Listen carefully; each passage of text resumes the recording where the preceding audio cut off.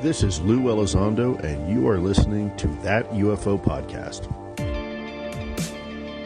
Hi everyone, and welcome back to That UFO Podcast. My name is Andy, and a little bonus show for you this week. For those of you waiting on the Russell Targ interview, that is coming, and I'll get to that in a couple of minutes. This show is the early thoughts and early reaction on the release of Luis Elizondo's book, Imminent, which has finally come out, and that is the full title, Imminent, Inside the Pentagon's Hunt for UFOs. So this has been a book a couple of years now in the waiting for many folks, and the purpose of this podcast is me taking you through some of my early thoughts, non-spoiler, so don't worry if you haven't read the book, that this is very, very light on detail and spoilers. I'm hoping in the next couple of days, Dan will join me, and he will, with me, we'll go through detail of the book, some of our highlights, some of the big hitters, what's been called out, and we'll talk about that in more detail. So if you've read the book, drop me a message, drop me a DM, and I'll include those thoughts or questions, whatever you like, in that full review of the book. But a lot of folks had asked for my initial thoughts and opinions, and what I've done is put this together, so a light non-spoilery type review, and then read out some of your thoughts as well, and your impressions of the book. It's at this point, some folks only received it in the post around 12 hours ago, depending on where they were, kind of late night deliveries in the States and things like that. So yeah, on we go. So Lewis starts off, the title of the book, Imminent, doesn't necessarily mean threat. It means something is about to happen. It could be seen as national security threat. It could be many things, but Lou is leaving that up to the reader and listener to decide what imminent exactly means to them, which is interesting.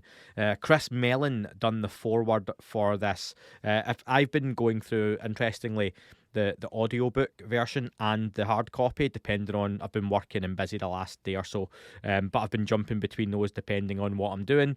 So I'm kind of listening to a chapter, reading a chapter, listening to a chapter. Chris Mellon's intro is like nearly half an hour long. Fascinating to listen to, and I think the gravitas of Mellon always comes across when he speaks. This was a Deputy Assistant Undersecretary of the Intelligence. I'm probably butchering his title there, but we know the roles he done and the administrations he worked in. A very serious man from a very serious family, and he sums up wonderfully a lot of the thoughts he's given over the years in various statements. Let me say, as an intro, this book is not necessarily a treasure trove of brand new information. This book largely, I believe, and Luis Elizondo himself said this in interviews a couple of years ago before he stopped doing them for a few years to write the book, that any coming book was going to be for folks who maybe needed a refresher or were newer to the topic or needed to summarise everything that had happened. There are bits of new information in here, definitely, but I'll get to that. So the intro is very much aimed at those newer to the topic, and picking this book up to see what it's all about. The picture on the front of the book, you may have seen by now, has the gimbal photograph, which is probably the most iconic image of the last couple of years of a UFO or UAP. As I expected, it's got more info throughout, but it expands on stuff that we've heard or wondered about. So I think that's largely the first chapters of the book too. Those touch on Lou's background, growing up, famous UFO cases. You fly through it, folks. It's not a dense or difficult read. The chapters are quite snappy and punchy. The information doesn't go into maybe some folks, I'm sure, would have loved loads more detail, but it hits and it's to the point, and you can imagine an audience these days who maybe have everyone's got shorter attention spans mostly, especially like the online generation, folks used to Twitter, Instagram, TikTok. They want short, snappy, little punchy bits. This book, I think, appeals to that as well, but in a good way. It hits that balance pretty well, so it's not a difficult read, perfect for the audience that it's being aimed at. As the book goes on, you'll get to delve into Lou's remote viewing pretty early on, which is really interesting. I know that's something he's touched on slightly in the past. Some of those conversations that we've heard, but how they've come about, and maybe more context to those sorts of conversations. So we know he met X, Y, and Z, but how did that come about? What was the the topic of those meetings. How did those meetings finish? How did Lou feel? And how that maybe was the next steps on to what happened next. That's the book. It's a progression and a pretty quick one, but I can get bored reading books as well, folks, but I've found it a really pleasantly nice read. And that's not me just saying that because, it's Luis Elizondo's book. It is an easy read in a really, really good way. And I think, as I expected, I'd said before, I always thought the book would be him putting meat onto the bones of what he said in the past. I think people are generally looking at the reviews as well, and we'll get to those, happy or satisfied with the book. It's not filled, like I say, with huge revelations and smoking guns. In my opinion, I've said loads of times in the past, books and documentaries are not going to include smoking gun evidence. It's too big to hold back. It would be major news, and it would be on a big network within a few hours' notice if someone had something major, it's not going to happen in book or documentary form. It's always going to be on like a big major news network. But this book, I truly hope, is going to bring forward more people to talk. Maybe it's going to nudge folks who aren't sure yet where they sit on the UFO conversation, maybe publicly or privately, and that includes those in government all over, the UK, the US, people in private contractors, private aerospace.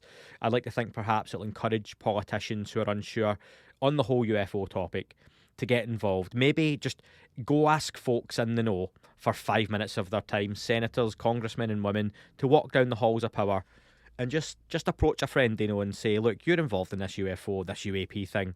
What do you know? Tell me about it. Because I've read this book, I can see it having that sort of impact. Something to that effect. Definitely more support, more seriousness coming from this, and more pressure on the gatekeepers of these types of secrets. Like I say, if I had to say right now, I think the legacy of the book from early reading is going to be more public attention on the UFO topic, a load of interest off the back of Lou's media appearances. I'm banking on a Joe Rogan appearance. I would be shocked if before the 3rd of September, Lou hadn't been on Joe Rogan. By the end of August, I would guess Luis Elizondo has been on Joe Rogan. If you're listening to this after then, was I right, was I wrong? I don't know, but he's got to be. Just today, in the last couple of hours, Chris Jericho, former WWF, WWE, current AEW wrestler, you'll know Chris Jericho if you know wrestling, who has a huge podcast, has Lou on his podcast. Now, that's the first big interview. Lou done a few minutes on CBS News. He is on News Nation this Friday with Ross Coulter in a long-form interview. But quite surprisingly, Jericho's podcast, you can get that demographic. It's going to be that young 18 to 35, 40-year-old demographic who maybe aren't aware or too interested in UFOs. Some of them will be, but a lot might not necessarily be, are going to be hearing Luis Elizondo for the first time, and that can only be a good thing for the UFO topic, getting more eyes and ears on that. So if you've not checked it out, I've not even managed to check it out yet. That's how fresh it is. Definitely go and check out Lou's first podcast appearance since his new book came out on with Chris Jericho. It's called Talk is Jericho, available on all platforms there. So definitely hitting the demographics. He'll do loads of other media appearances. There's quite a few announcing lined up already before he hits the UFO podcast circuit. So for you, a little bit of exclusive news if you're into that sort of thing. I've not put it out on the feeds or anything yet, but for all of you listening to this, I've got Lou on the podcast around about the first week of September. Hopefully, I'll do it justice, but make sure I've got as many bases covered as possible in the wake of what he's discussed on other shows and not retread over too much ground, because you get about an hour with Lou. He's so busy and it's just trying to make use of that time. So for anyone wondering, yes, Lou is coming on the podcast. He'll be doing loads of podcasts. I recommend you check out as many of those as possible, because any good podcaster or interviewer worth their salt will want to make it a unique and rewarding and thorough interview, and I hope I can do that for all of you who listen to this. So yep, I'll do my best. Later this week, I'll be doing a review of the book, proper review with spoilers, likely with Dan when he's back in the UK, who'll be on to talk about it in more detail once folks have had time to digest it, read it and listen to themselves. It's very, very new. Some folks are, like I say, literally receiving their copies, not even had time yet.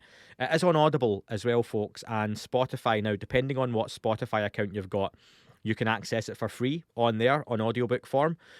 Same with Audible. If you sign up to an Audible account and you don't have one, you get a free trial. You can get the book on the free trial. So no harm, sign up to Audible, get the book, listen to it. Lou narrates it. Wonderful narration as well. So yeah, really nice to hear someone reading their own book too. Totally appreciate that. So like I say, keeping this review very light and spoilers.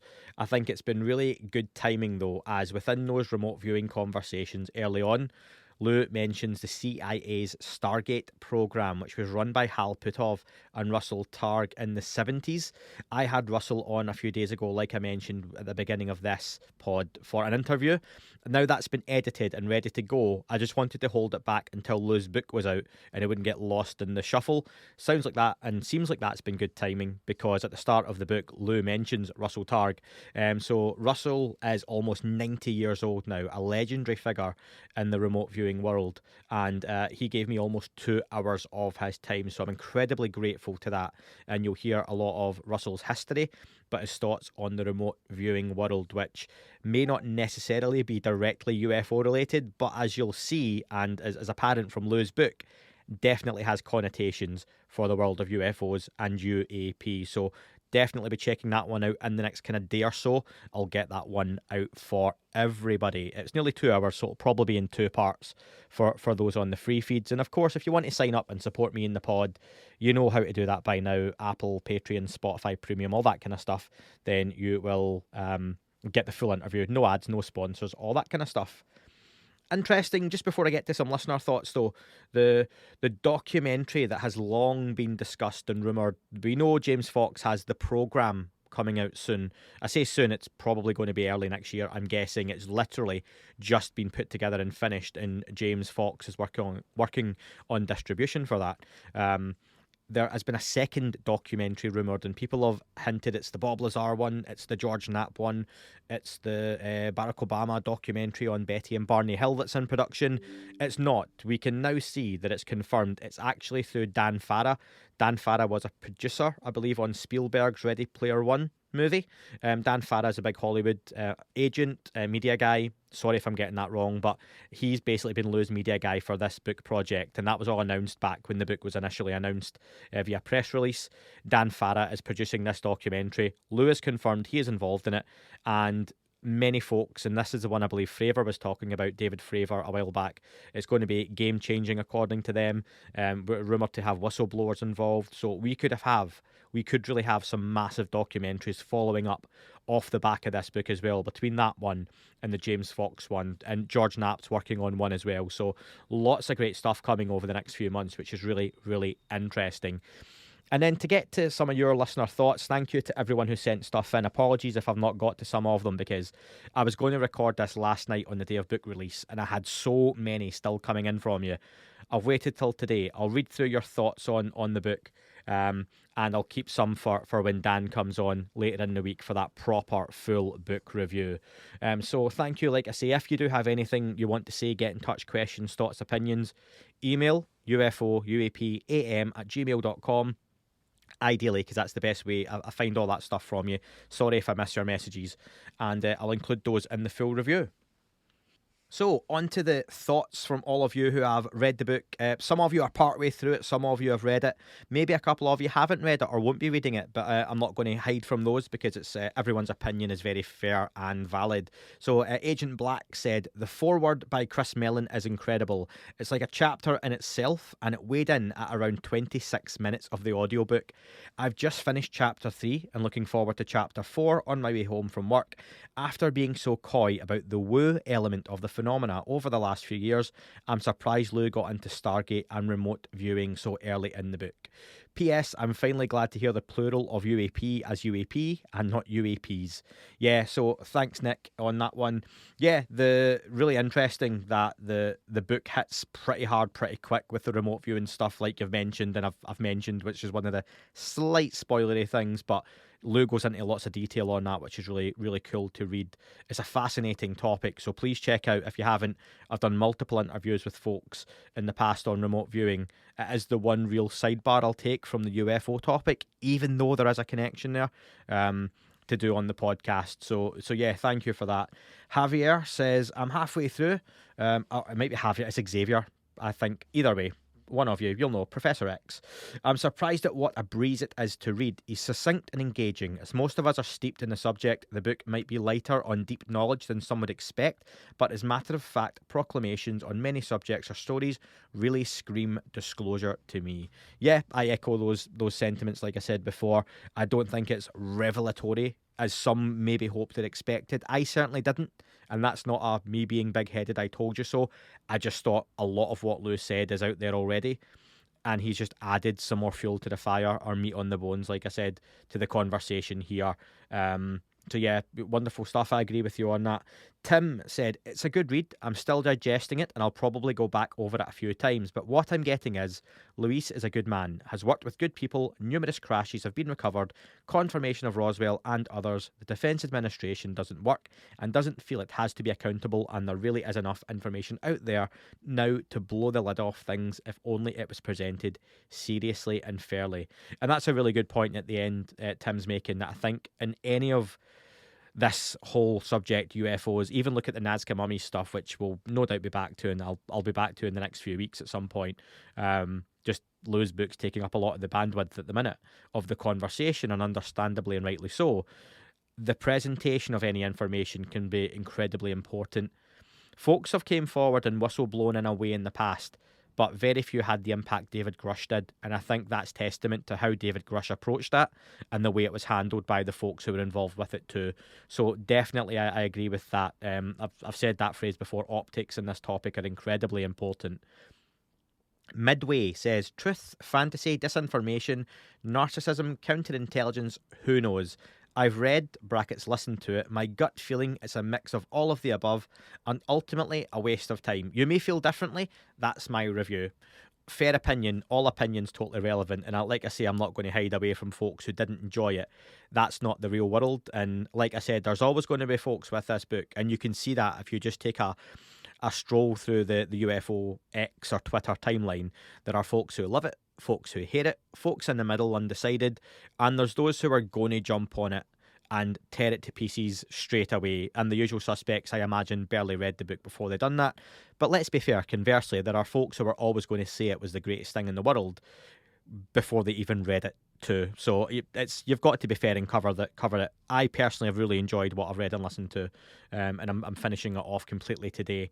But yeah, very, very fair. And I think, Luis Elizondo himself would want folks to read it and make up their own mind, Carbon said, book's supposed to be here by 10. I'll power through though and leave some thoughts as well. So please, Carbon, get in touch for the full review, with the spoilery review, and I'll include those in. Fred says, I'm not reading it, but I expected there could be some wild-ass claims made by a known whistleblower, whatever that means these days, without any evidence to substantiate, support or validate. Sound familiar?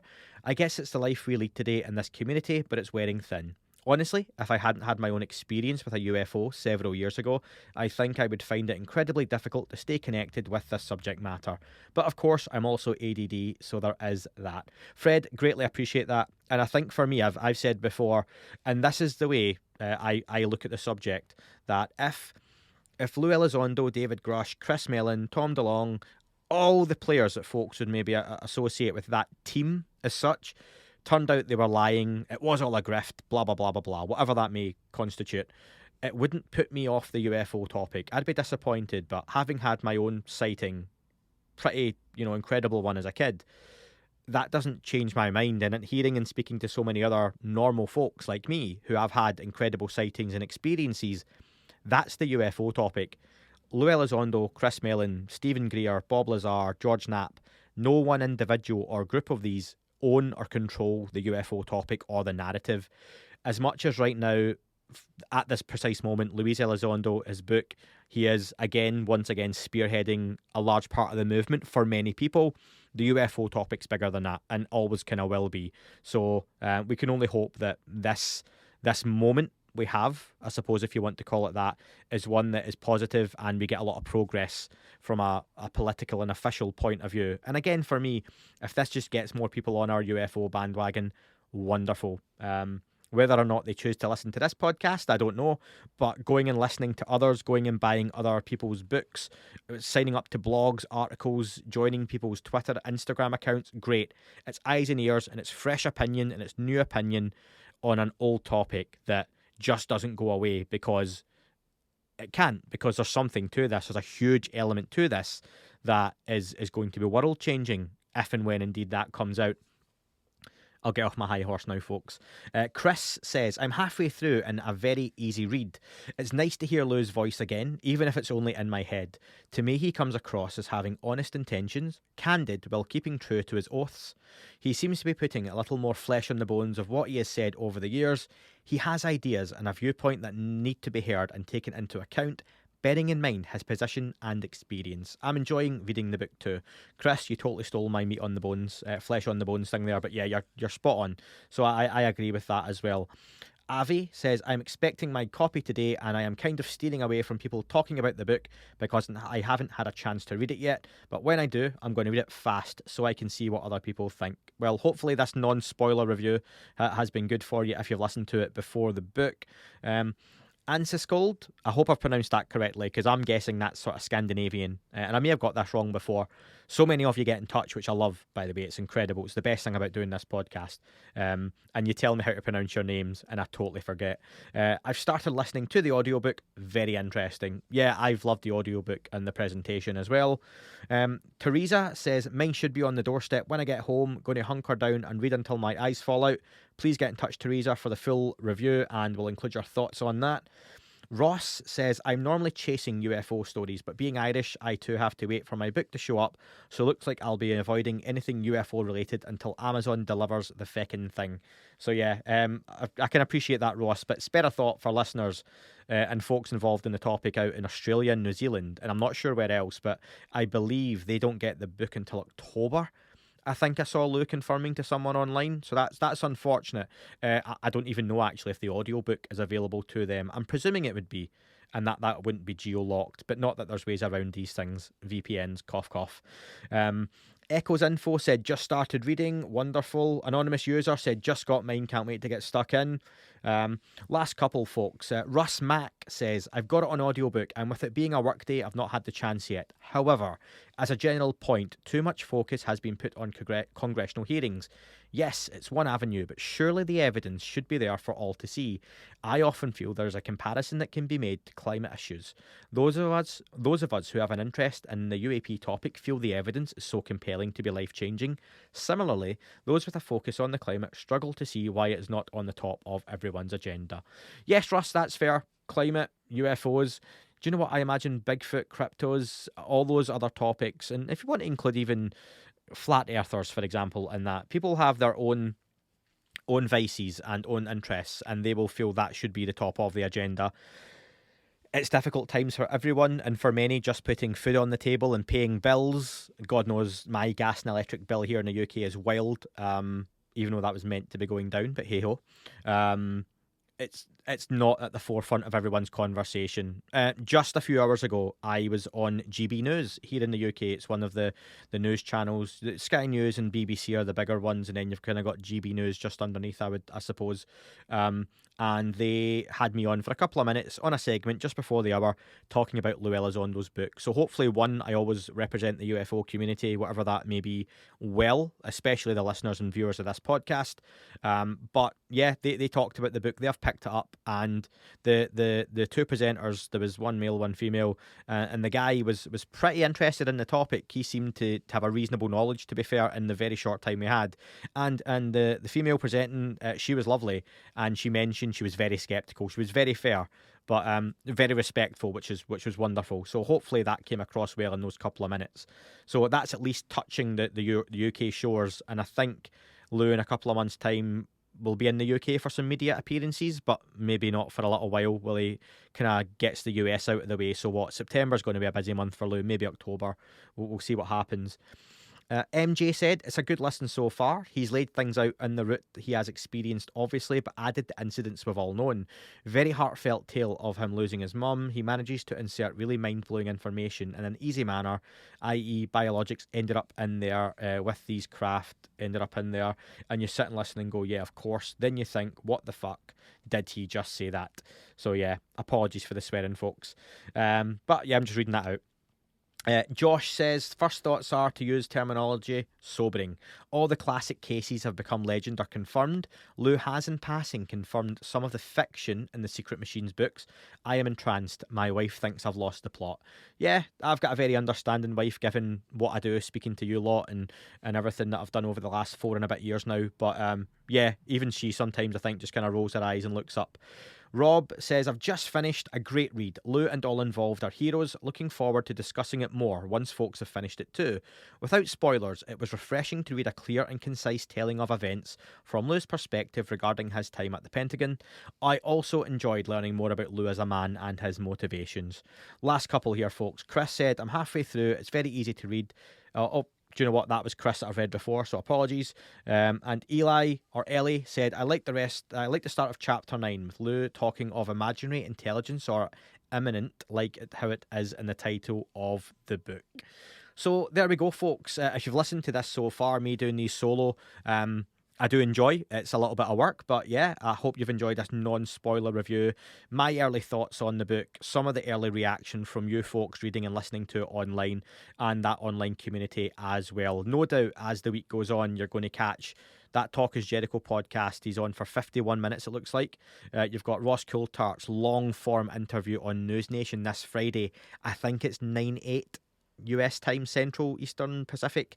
Pick a time and stick with it in the US. Come on, guys. You give me a headache.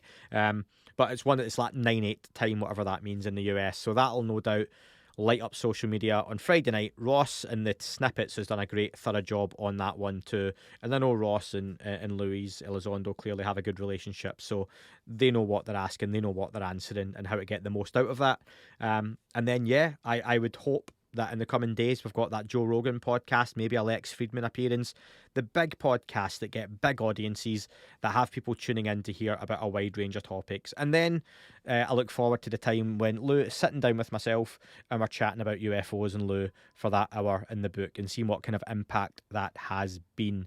Please get in touch, folks, with any of your thoughts on the book and the audiobook, and I'll include those in the full spoilery review. In the meantime, thank you so much for listening, and I will speak to you all very, very soon. That is all for this episode. Thank you very much for tuning in. Don't forget to leave the podcast a review on your chosen platform. Apple and Spotify do make a huge difference to the algorithm. If you're checking the show out on YouTube, please don't forget to like and leave a comment on here as well. Any sharing you do is very much appreciated on any social media platform.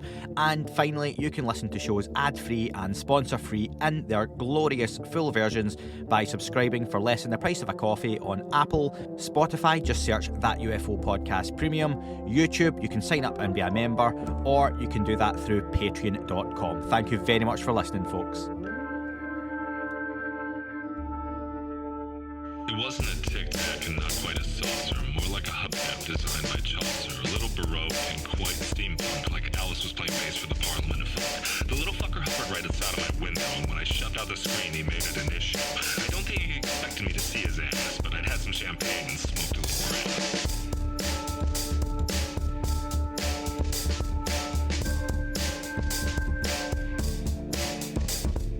Meditative gamma state full-on meta. Can't imagine how it could have been any better. I got to the top of the stairs and there he was. Like, you awake? I was about to abduct you, cuz.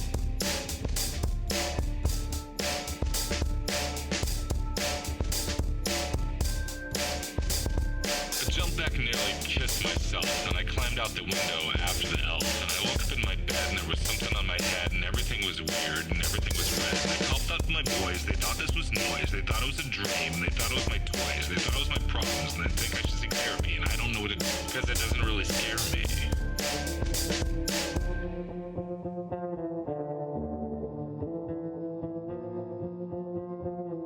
If you really want to know who I think may be, I think it's you and me and us and we and him and her and that and she and that thing over there and what's that, Jake?